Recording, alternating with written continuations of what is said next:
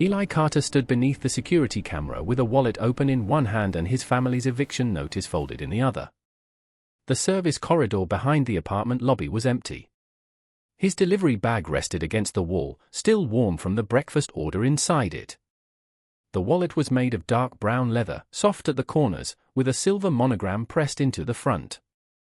Inside were several thick bundles of cash. Eli counted once, stopped, then counted again. It was more than his mother owed in rent. More than enough to keep them in the apartment for several months. Enough to replace his broken bicycle chain, refill Mia's asthma prescription, and give his mother time to find steady work. Footsteps crossed the marble floor beyond the corridor. Eli closed the wallet. That morning, the eviction notice had been pushed beneath the Carter family's apartment door before sunrise. Denise found it while making coffee. She read the first paragraph, sat down at the kitchen table, and covered the amount due with her thumb when Mia entered the room. Eli saw the red heading before his younger sister did. He took the paper from his mother and folded it into his jacket. "Is it bad?" Mia asked. "It's paperwork," Eli said. Denise watched him carefully. Her temporary warehouse job had ended 2 weeks earlier. Since then, Eli had taken every delivery shift the app offered, including mornings before school and late evenings after Mia went to bed. "Give it back," Denise said. "I'll handle it." "You're 17. I know how much we owe." "That isn't what I meant." Eli picked up his delivery bag and moved toward the door. Denise told him not to miss class again. She told him that being worried did not make the problem his alone. Eli nodded without looking at her. Before leaving, he turned to Mia. "We're not moving," he said. It was a promise he had no way to keep. Across the city, Victor Hale sat behind a glass desk reviewing a list of tenants who had fallen behind. Victor owned 6 apartment buildings and spoke about them as if they were machines. Occupancy, risk, payment history, legal exposure. Each family appeared on his screen as a row of numbers. A property manager mentioned that several tenants had recently lost work. Victor scrolled past their names. "Pressure doesn't change people," he said. "It reveals them." The property manager had heard versions of that sentence before. Victor distrusted explanations. Years earlier, a business partner had stolen from him during a financial crisis, and Victor had turned the betrayal into a rule about everyone. People were honest, he believed, only until dishonesty became useful. He had noticed Eli making deliveries in one of his buildings. He had also seen the Carter family's overdue balance. So Victor prepared a test. He placed several $1,000s inside an old wallet, added a hidden tracking card, and left it near the service entrance shortly before Eli arrived. Now, from a private office beside the lobby, Victor watched the corridor camera.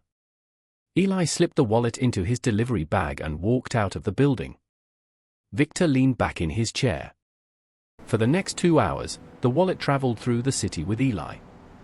It sat beside cartons of soup while he climbed for flights of stairs. It pressed against his back as he pedaled through traffic. Each time his phone vibrated, he imagined it was his mother telling him the locks had been changed. Near noon, his bicycle chain came loose. Eli dragged the bike onto the sidewalk and turned it upside down. Grease covered his fingers as he forced the chain back onto the gear. By the time he reached the next customer, the order was late. The customer took the bag without speaking and removed the tip. Eli watched the amount disappear from the screen. A message from Denise arrived moments later. The office said no extension. "Call me when you can." Eli looked at the wallet. At a pharmacy, he placed Mia's inhaler refill on the counter. The price had increased. He counted the money in his own pocket, then quietly pushed a second item aside. Outside, he opened Victor's wallet beneath the shade of a bus shelter. He removed enough cash to pay for the medicine. For several seconds, he held it in his palm. No one nearby was watching. The wallet's owner might never notice the difference. A man who carried that much cash could probably replace it before dinner. Eli placed the bills back. He hated himself for feeling proud of that. Pride would not stop an eviction. Later, he searched the wallet again and found a driver's license hidden behind a narrow card slot. Victor Hale. Eli knew the name. It was printed at the bottom of the notice inside his jacket. The money belonged to the man who owned their building. The discovery changed the temptation. Until then, keeping the cash had felt like stealing from a stranger. Now it felt like taking a small piece from someone who controlled whether Mia slept in her own room the following week. Eli rode back to the property office. Through the glass door, he heard a receptionist speaking to another employee. "Another problem account," she said, dropping a folder onto the desk. Eli stood outside with the wallet in his hand. He entered and asked whether Victor Hale had reported anything missing.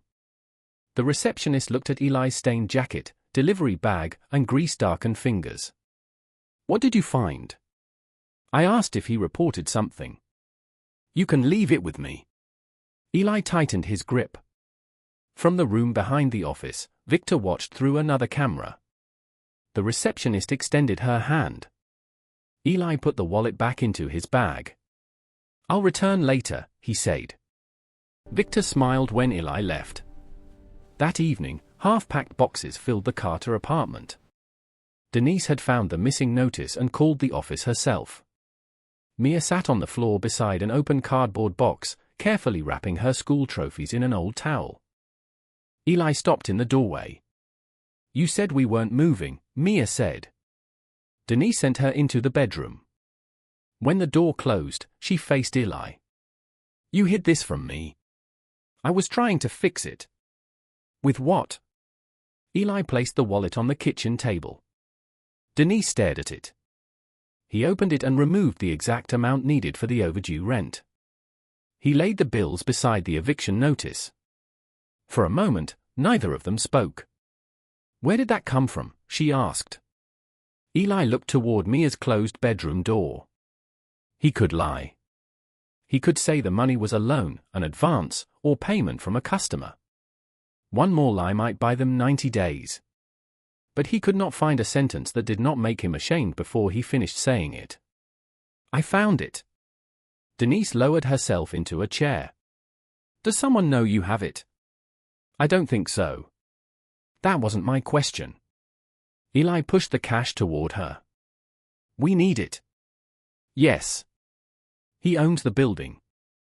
Denise looked at the wallet, then at the packed boxes. Losing the apartment frightened her. Eli could see it in the way she pressed both hands against the edge of the table. She did not tell him that returning the money would save them. She did not pretend honesty guaranteed a reward. She only said, "Losing this place would hurt. Watching you become someone you have to hide would hurt more." Then she pushed the bills back toward him and left the room. The next morning, Eli entered Victor's office carrying the wallet and the eviction notice. Victor stood as if he had been expecting him. Eli placed the wallet on the desk.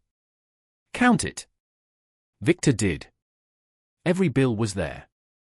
A satisfied expression passed across his face. "I should explain," Victor said. "The wallet was never lost." Eli looked at him. "I left it where you would find it. I wanted to know what you would do." Victor spoke as though he had offered Eli an opportunity. Eli took the eviction notice from his jacket and placed it beside the wallet. "Did you know about this before you chose me?" Victor's expression changed. "Your building has many tenants. My mother asked for more time. That is handled by management. You own the management company." Victor glanced at the notice. Eli's voice remained steady. "You already had the rent money. Why did you need proof that the family losing its home was honest?" Victor opened his mouth, but no answer came.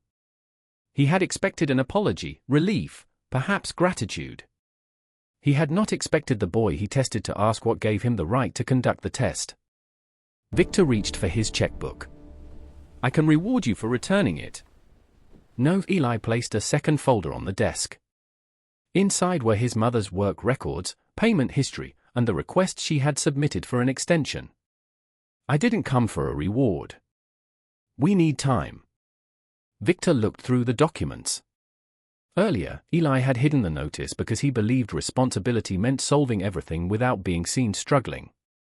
Now he stood in front of the man with the most power over the problem and refused to lower his eyes.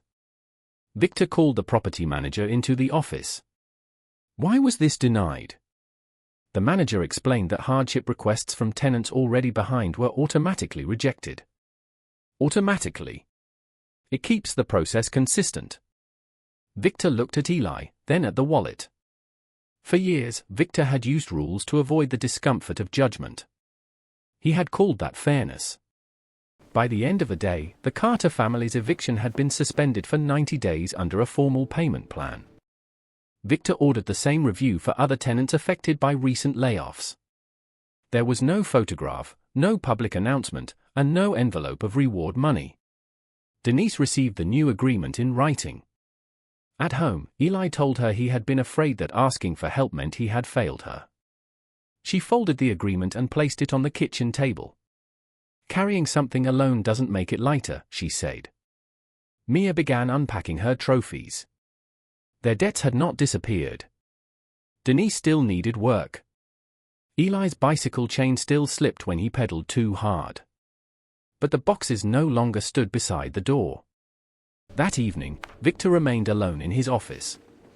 The empty wallet rested on his desk beside copies of several cancelled eviction notices. He removed the hidden tracking card from the lining, turned it between his fingers, and dropped it into a drawer. Then he closed the drawer. Across town, Eli placed the original eviction notice inside a kitchen folder instead of hiding it beneath his clothes. Denise added the new payment plan beside it. Mia carried an unpacked box down the hallway. Eli lifted another and followed her. The money had tested what Eli would do alone. The notice revealed what changed when he stopped being alone.